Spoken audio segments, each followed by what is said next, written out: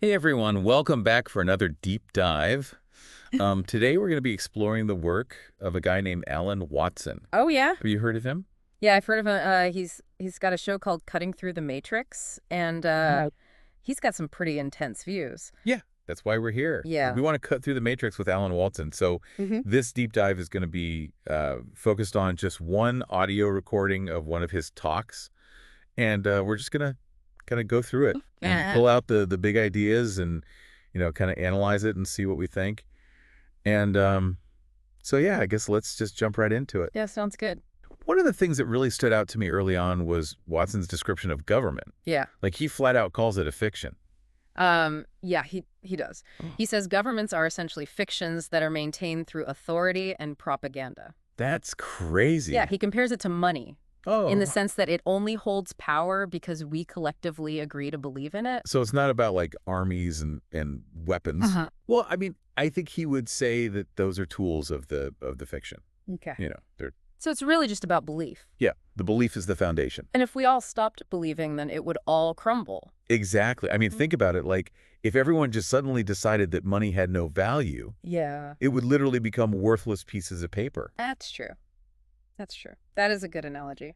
Yeah. And Watson, he uses this term consensus building to describe how elites manipulate this belief. Oh, So he talks about how historical events are often orchestrated to create fear and dependence Oh, wow. on authority. Okay. Think about it. Yeah. Certain events happen, and then suddenly everyone's looking to the government for safety. To solve the problem. Right, for protection, for answers. Wow, okay. And that reinforces that belief in the power of the government. So in a way, they're kind of creating this illusion Yeah, I mean, he would say that the whole system is an illusion. that we're all buying into. Yeah, we're all kind of playing our parts in this grand play. It's kind of scary when you think about it that way. It is. But he doesn't stop there. No, he doesn't. He goes on to introduce this idea of the good shepherds. Right, the good shepherds. What are those? So according to Watson, these are the folks who control the financial system, Okay. and they see the rest of us as a flock of sheep to be herded and managed. Oh, gosh. Yeah, so it's like this paternalistic view Okay. where they believe they know what's best for the masses, and they use their control over finance to kind of steer us in the direction they want us to go. It's like they think they're doing us a favor. That's right. They think they're the benevolent shepherds guiding the clueless sheep.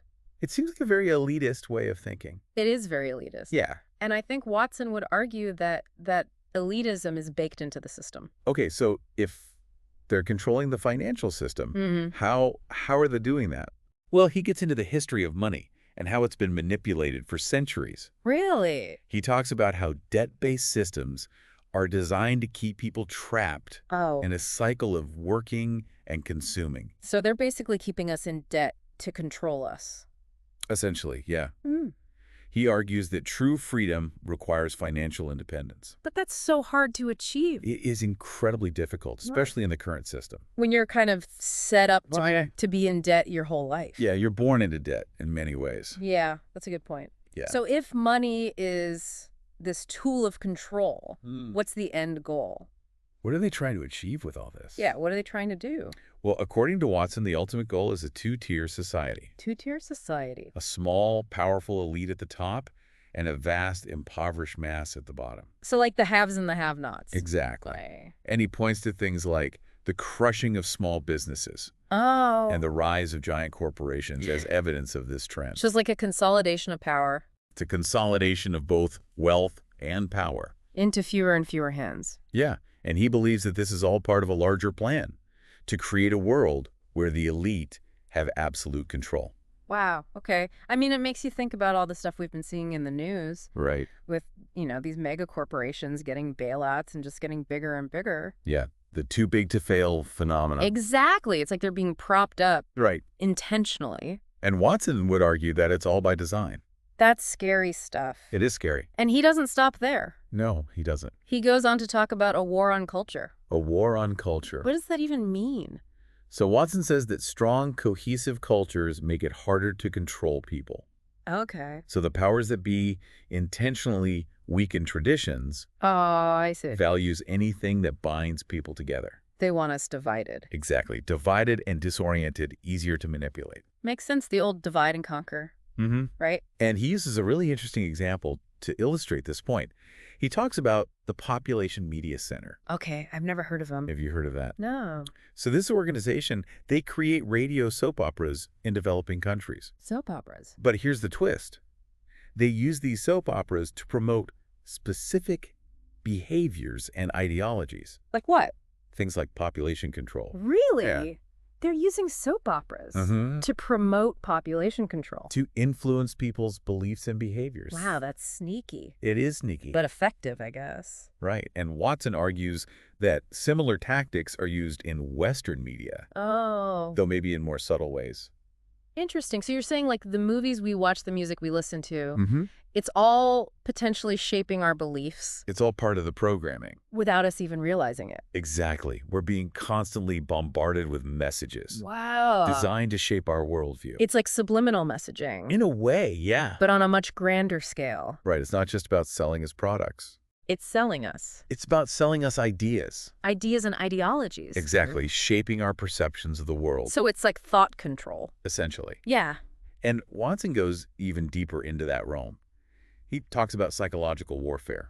Oh, gosh. Okay, this is getting intense. It does get intense. So what kind of psychological warfare are we talking about here? Well, he talks about things like fear-mongering, Okay, ridicule personal attacks. right. These are all tactics designed to shut down dissent. To silence people, Exactly. To make people afraid to speak up. to think for themselves. Right.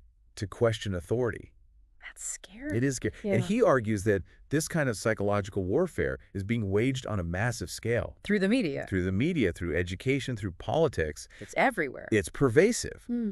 And it's designed to keep us in a state of fear and confusion. So that we're easier to control. That's the idea. Yeah. So it's not just about controlling information. It's controlling how we react to it. Exactly. Controlling our thoughts, our emotions, our behaviors. It's really mind control when you think about it. It is a form of mind control. Yeah. And Watson is urging us to wake up to it. To see what's happening. Right. To see through the illusion. But what can we do about it? I mean, it feels so overwhelming. It does feel overwhelming. But Watson does offer some advice. Oh, God. He emphasizes the importance of critical thinking, Okay. demanding evidence, not letting fear paralyze you. So basically, don't just believe everything you hear. Don't just blindly accept information. Do your own research. Yeah, do your own research. Think for yourself. Question everything. Question everything. Yeah. And don't be afraid to speak up, Even if it's unpopular. even if it makes you uncomfortable. Okay, so he's saying we need to become more discerning consumers of information, Right. more critical thinkers, more courageous in our convictions. Exactly. He Okay. wants us to become active participants in shaping our own worldview. Rather than just passive recipients of whatever narrative is being pushed. Right. We have to take responsibility for our own understanding of the world. Because if we don't, someone else will. Exactly. Someone else will gladly do it for us, and they'll do it in a way that benefits them, not us. Right. That's a good point. It's like we need to develop mental armor Mental armor. to protect ourselves from all these manipulative tactics. Yeah, that's a great way to put it. We need to be able to recognize these tactics and deflect them. Be resilient. Resilient, exactly. Okay, so we've talked about governments being fictions, the manipulation of money, the war on culture, psychological warfare. Mm-hmm. It's a lot. It's a lot to process. And he doesn't stop there. No, he doesn't. He keeps going. It keeps going. He gets even deeper. Okay, well, I'm ready. I think so. Hit me. So Watson brings up this chilling example, Oh, boy. the proposal to analyze the DNA of Adam Lanza, the Sandy Hook shooter. Whoa. Okay, why? They wanted to look for an evil gene. An evil gene? Yeah, like some genetic marker that predisposed him to violence. Oh, wow. And Watson uses this example to illustrate a point. Okay. He sees it as a potential stepping stone to a future where genetic control becomes a reality. So it's not just about controlling our minds. Right. It's about controlling our bodies. Exactly. He's saying that if they can identify genes associated with undesirable traits, Hmm.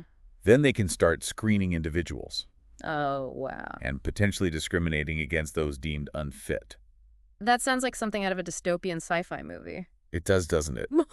But he's saying this could actually happen. He sees it as a very real possibility. That's terrifying. It is terrifying. Yeah. And it all ties back to this desire for control. Right. The desire to engineer society. To engineer people. Engineer people to create a world where everyone conforms to a certain standard.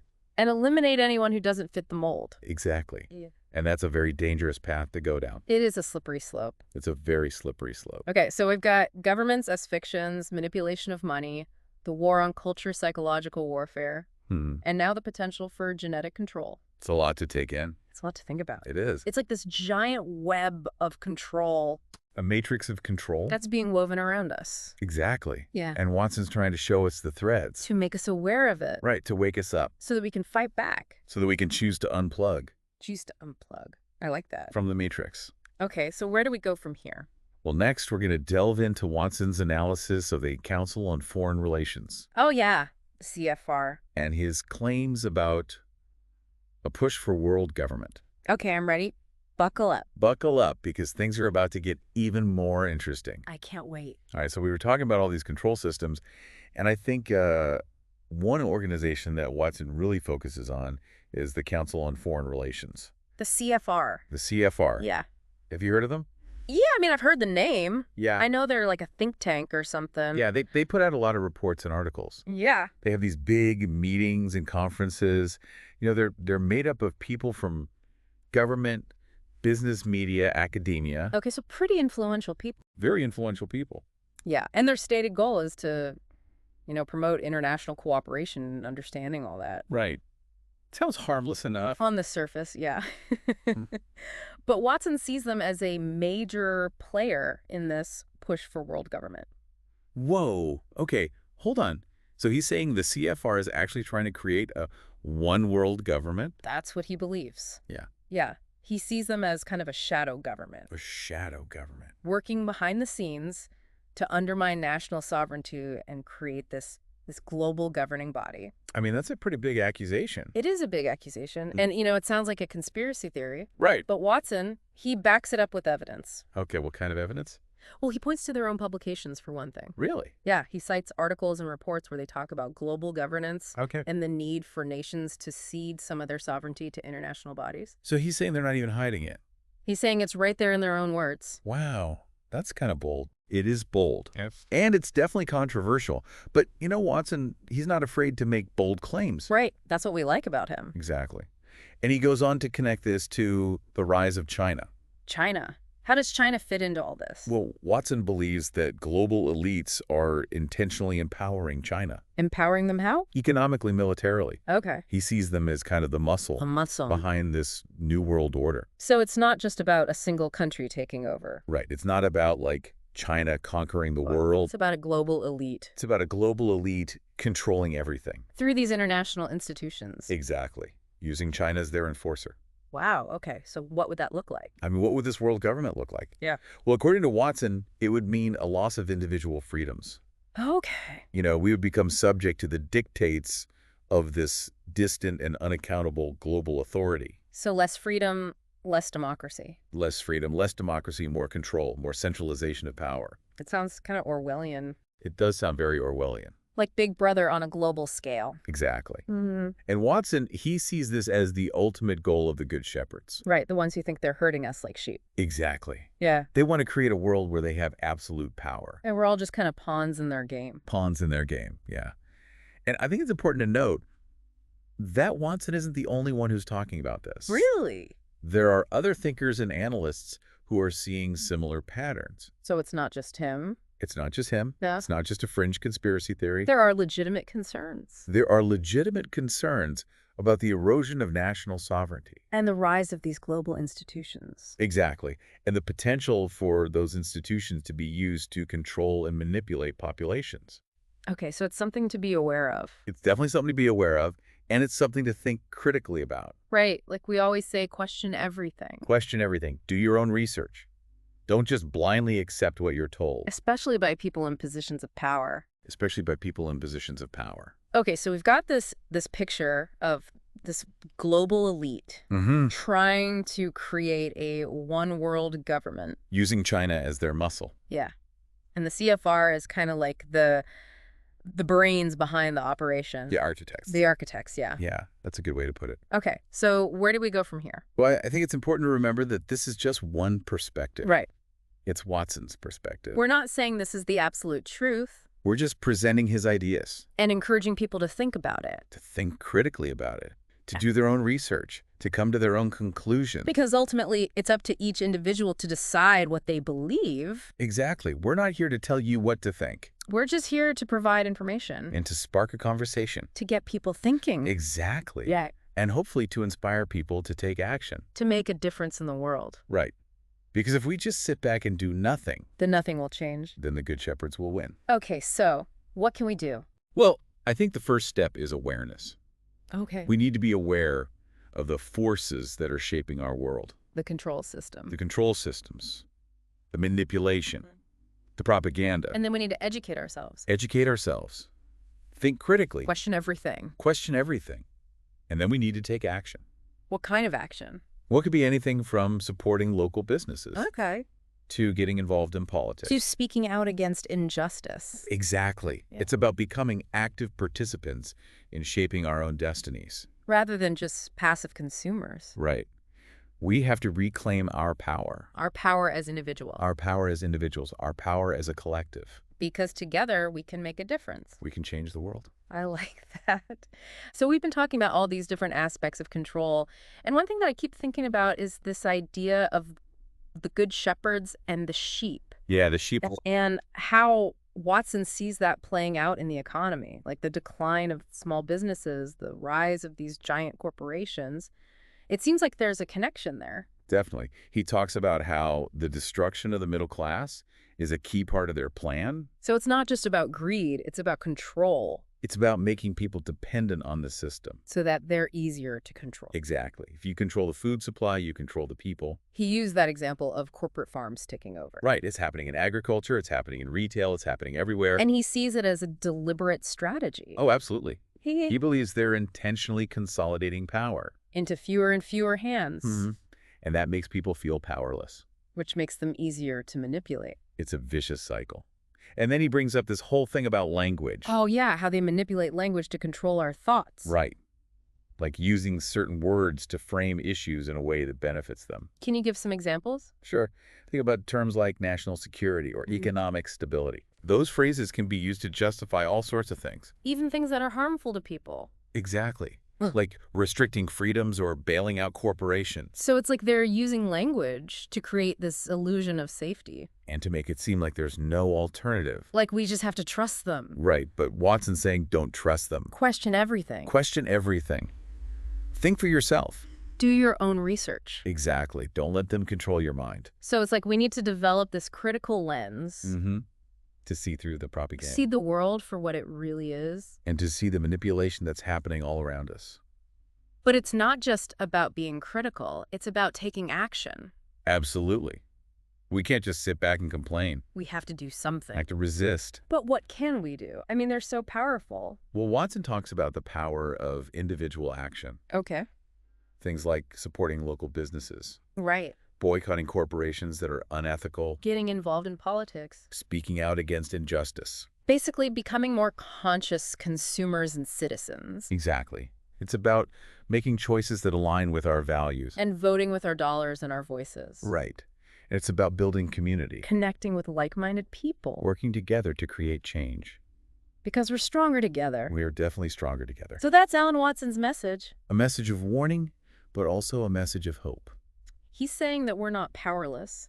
We have more power than we realize. We can choose to unplug from the matrix. And create a better world. So what do you think? What resonates with you? What are you going to do differently? How are you going to cut through the matrix in your own life? Those are the questions we want you to ponder. Thanks for joining us on this deep dive. Keep questioning, keep learning, and keep fighting for a better future.